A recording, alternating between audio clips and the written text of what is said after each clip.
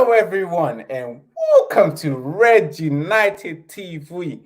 It's your boy, Ivorian Spice, and welcome to the Manchester United Weekly Bulletin episode 3, guys.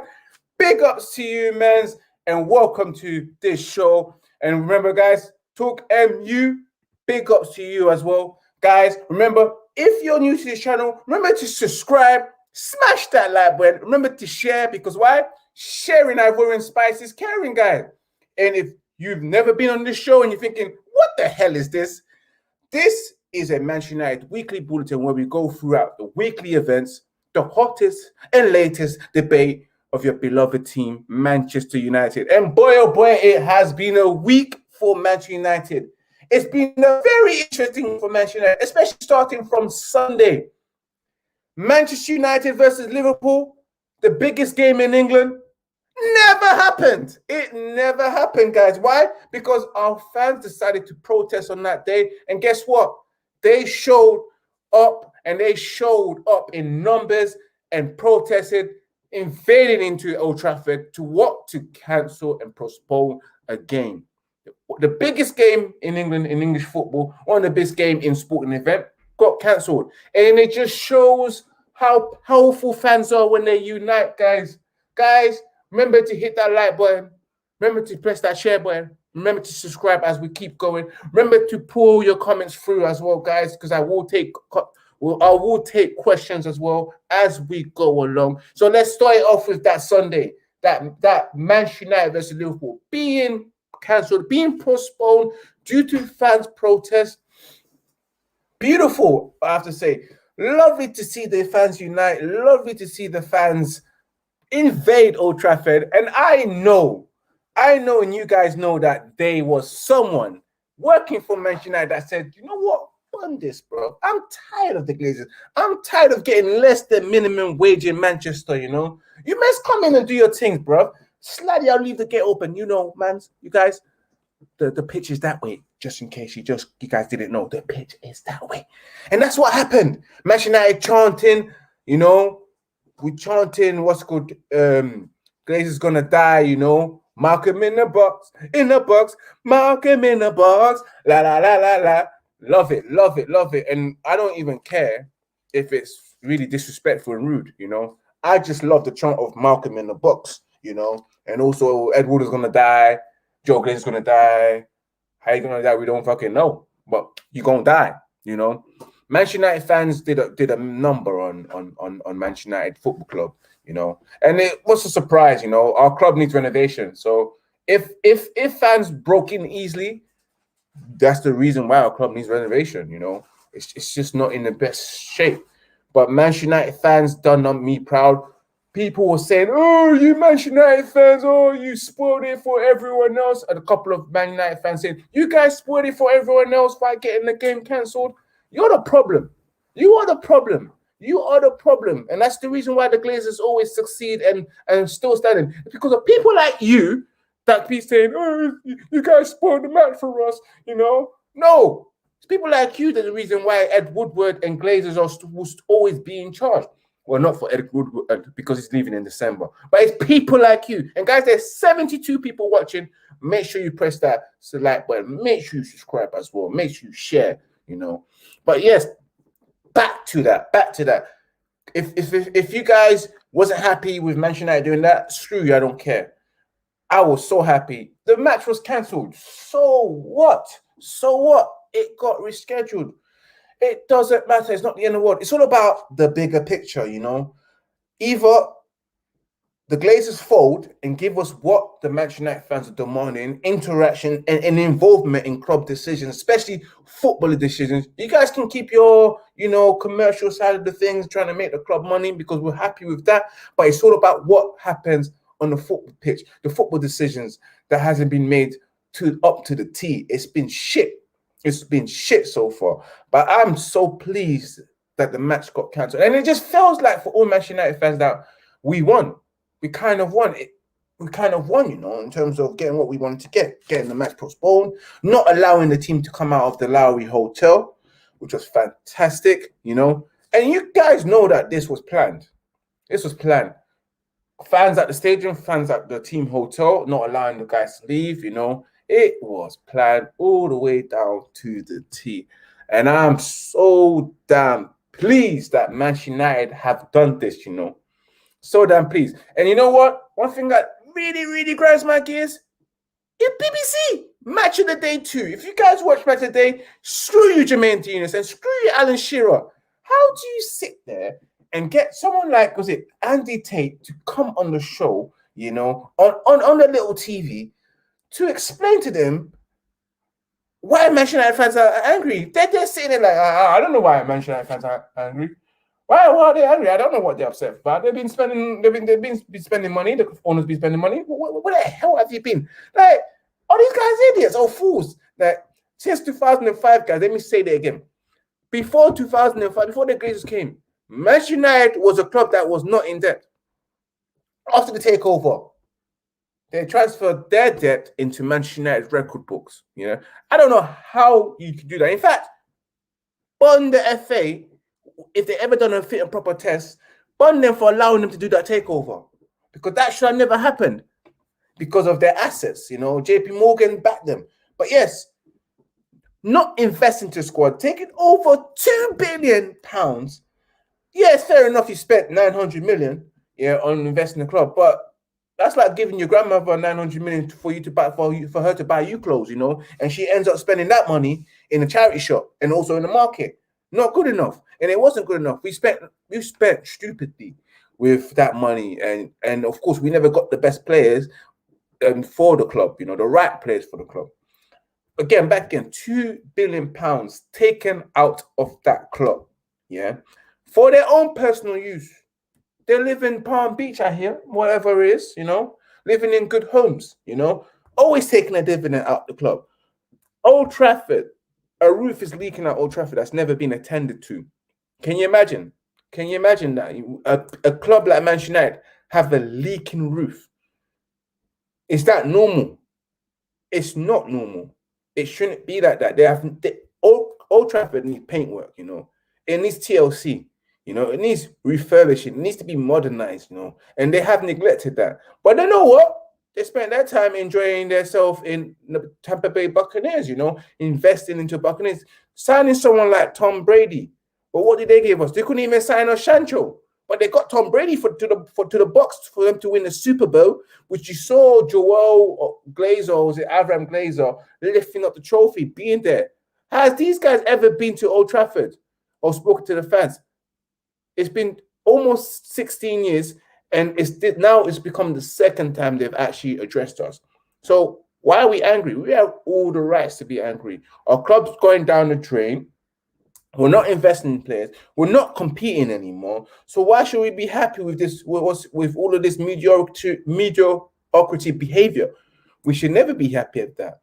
But humans and BBC for you getting Andy Tate to come on to explain to Jermaine Denis and Alan Shearer, two men that's never played at a big club, you know, for them to understand. They can never understand. They got small club mentality. You know, so why would they understand? They will never understand what we feel.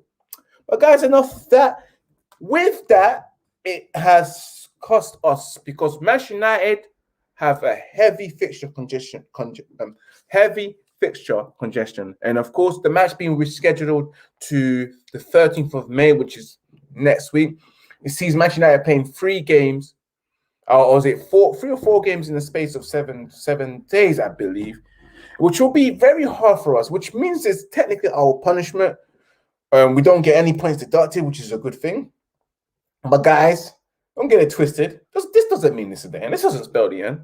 If we don't get what we want, Manchester United fans will come back again in the next home game and lock that thing off. Lock it off, guys. And they will. They definitely will. Guys, my throat's dry. Let me get a drink break right now. It's been 10 minutes and I've been talking, I've been yapping, I've been jabbing.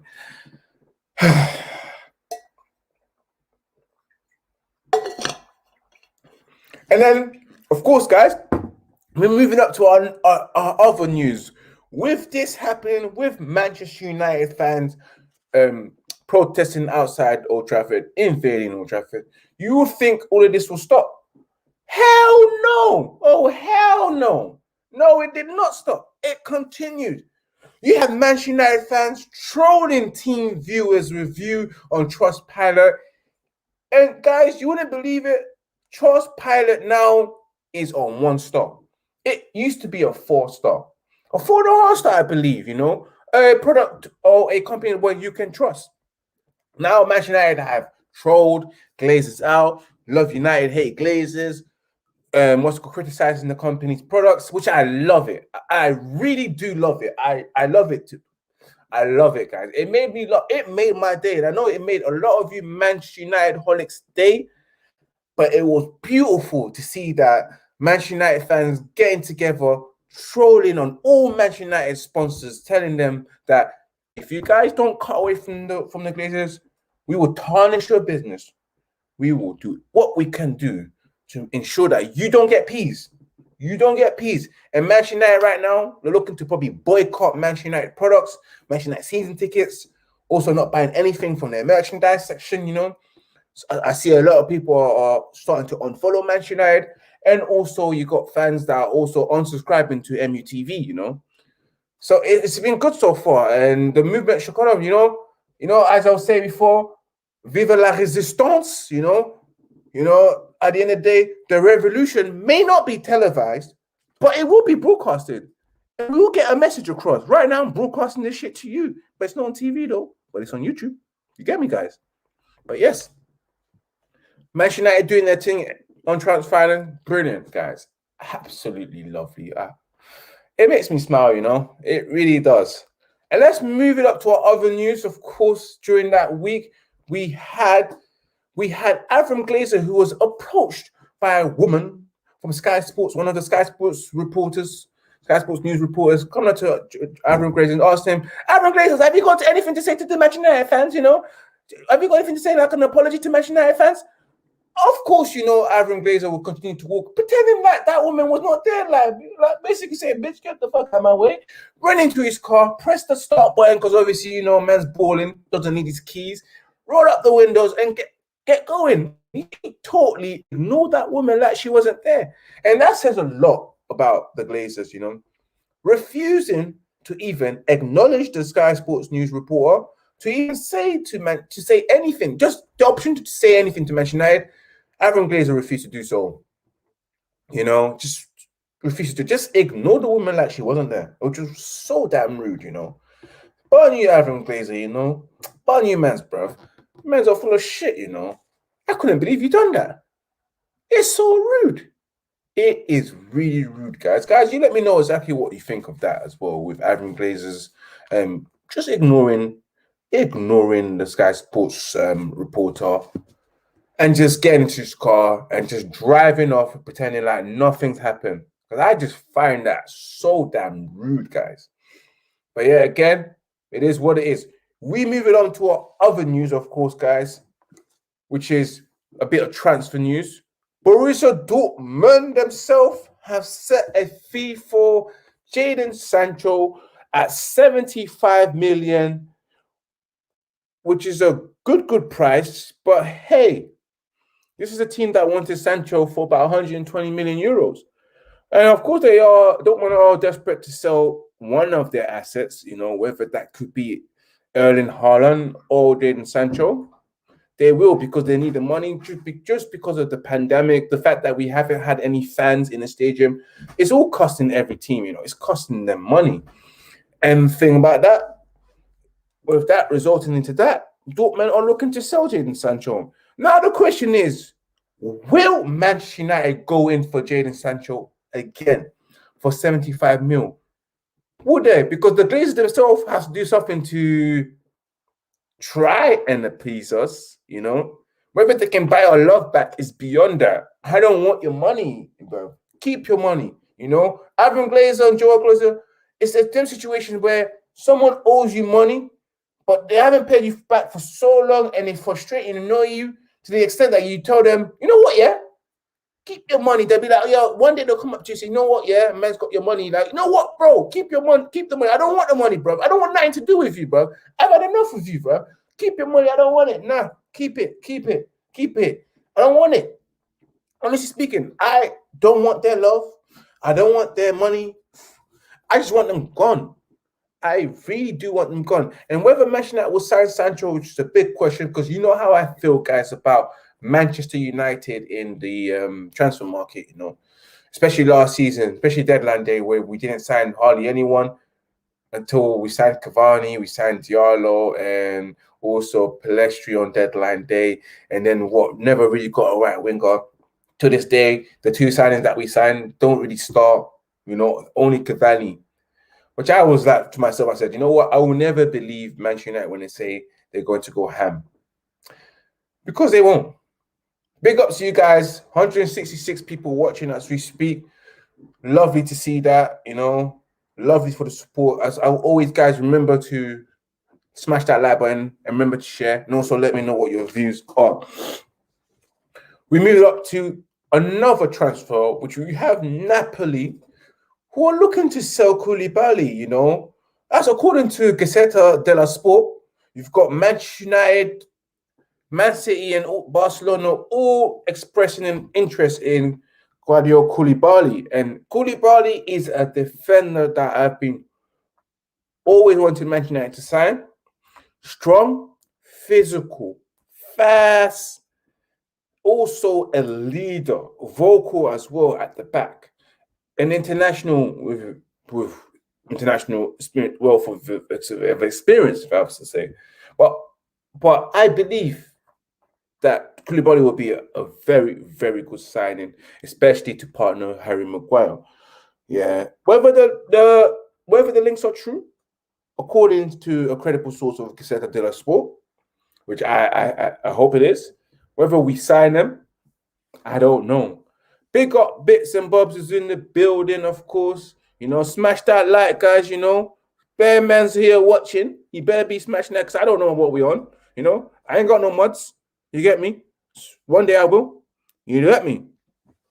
As you know, Bits and Bobs says not good on the ball tech-wise. And I believe he's talking about Koulibaly. I think Koulibaly is decent on the ball, you know.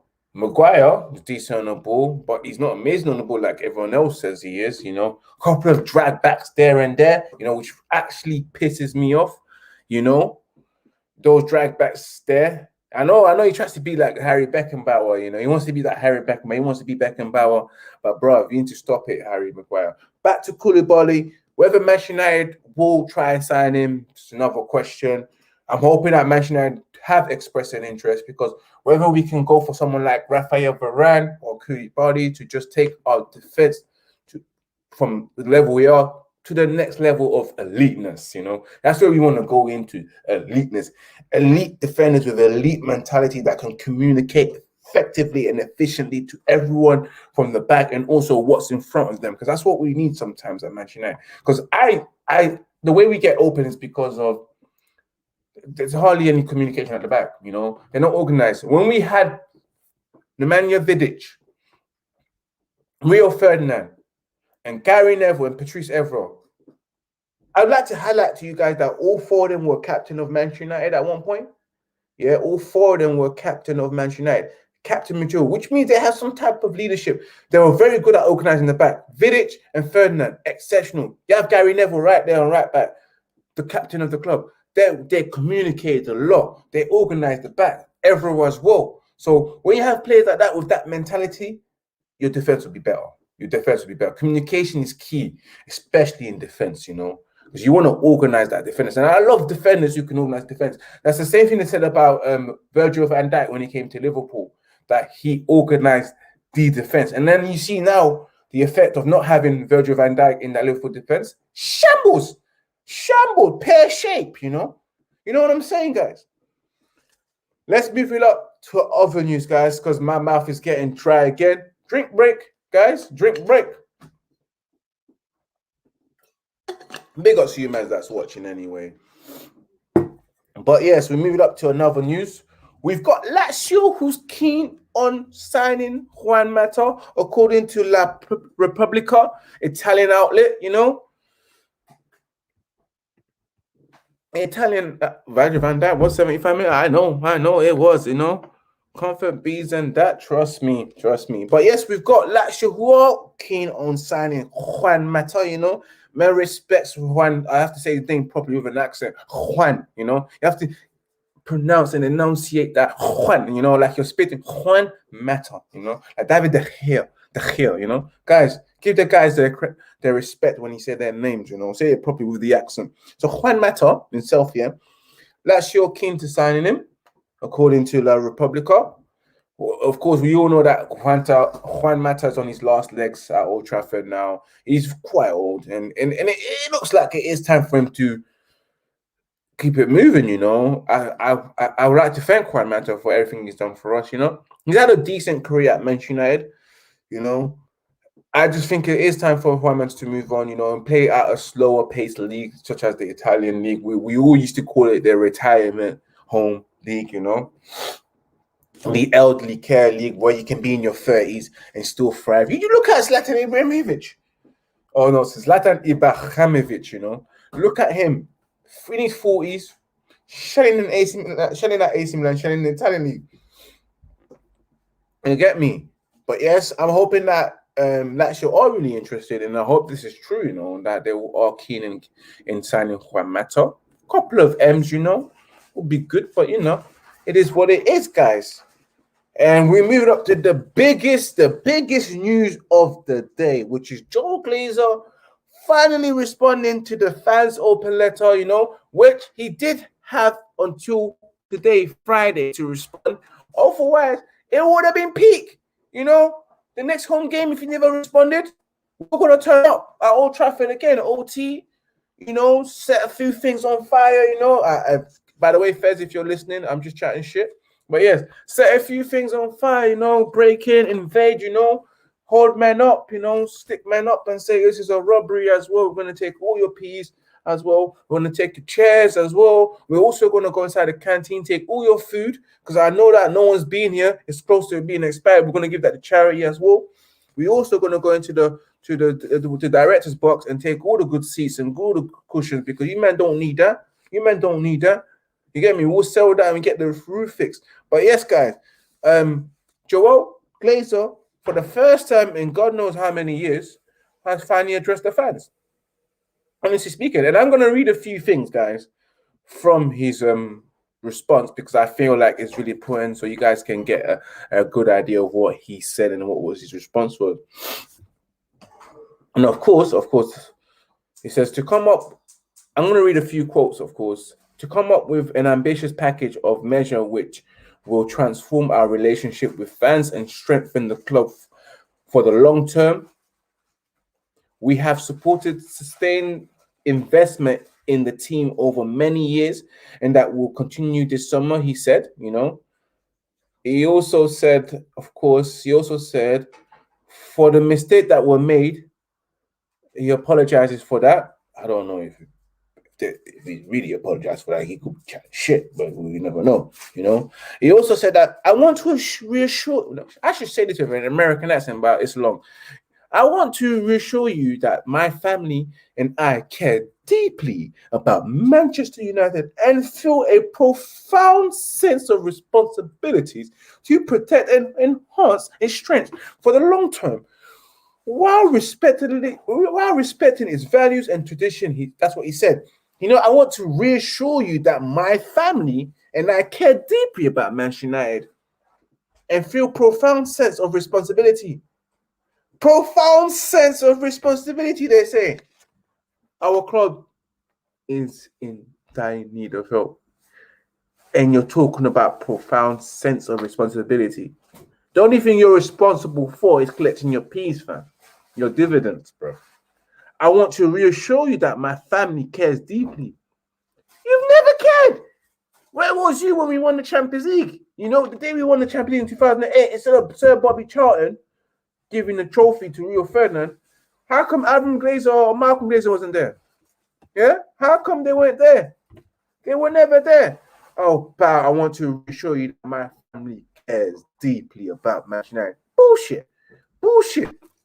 Again, as you were saying, our top priority is and will always be competing for the most important trophies, playing entertaining football with a team comprised of top quality recruits and some of the world's best homegrown talent. Under Oli, we feel that we are absolutely on the right track.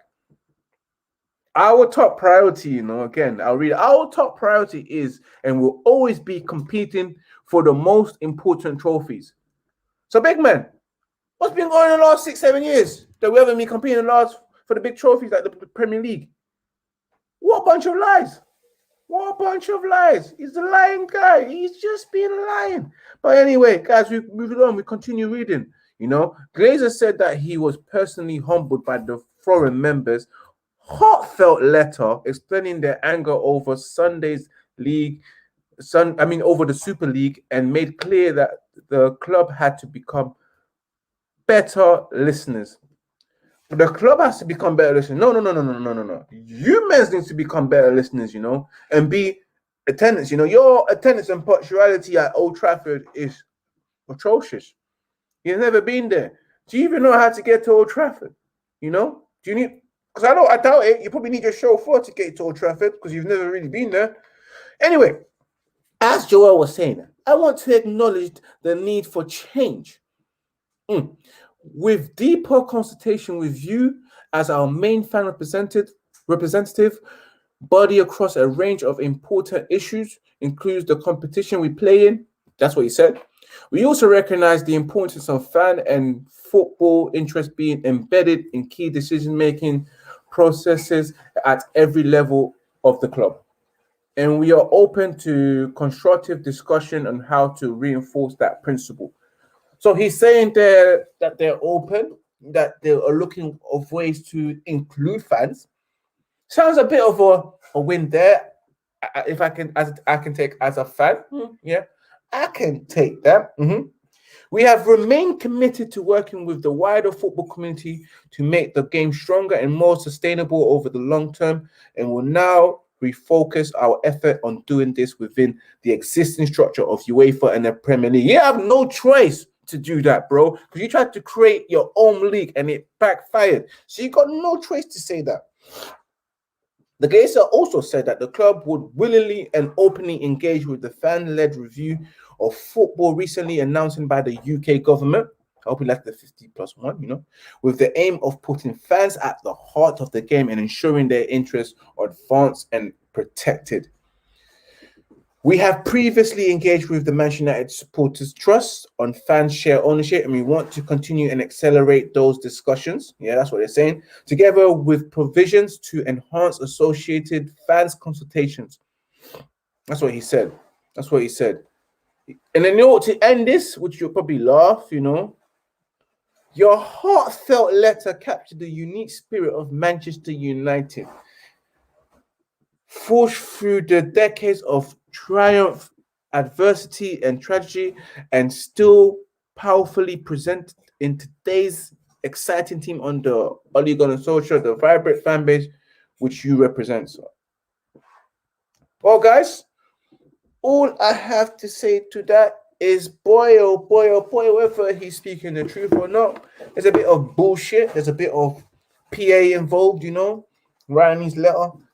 I don't think he wrote it himself. I think he got his personal assistant to write it, But there are some good things coming from there, looking to work with the fans. I'm happy with that, guys.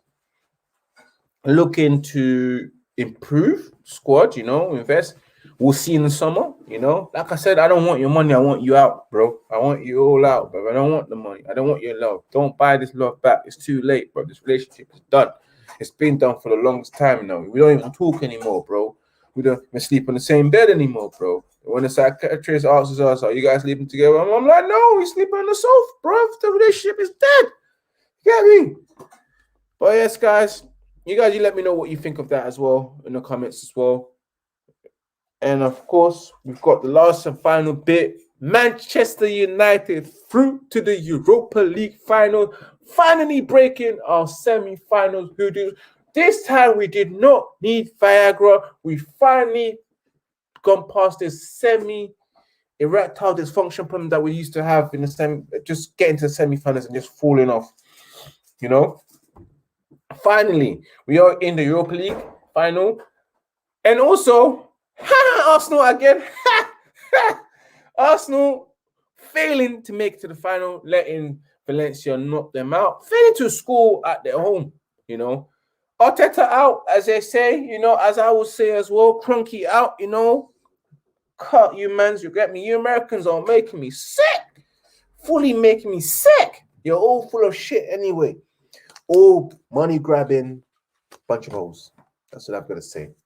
But I'm so pleased that Manchester United are finally in a Europa League final. You know, a trophy is coming to us. I can literally smell it. You know, it's coming to us, guys, and you guys are excited. I believe we'll beat Villarreal. You know, I believe we'll beat Unai Emery's team. I believe we'll do it, guys. I honestly think so. Honestly, guys. But yeah, guys, you know, of course, this has been your Manchester United Weekly Bulletin by Ivorian Spice. You get me, guys? I hope you guys enjoyed it, you know, and the enthusiasm and extra. And also the news that you've just received, of course, guys.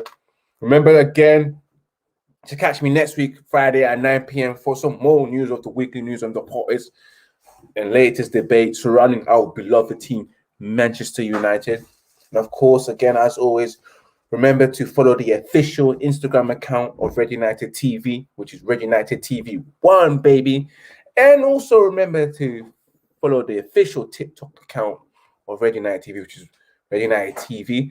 And remember to follow my personal Instagram account, which is Ivorian_Spice, across the Twitter and also the Snapchat.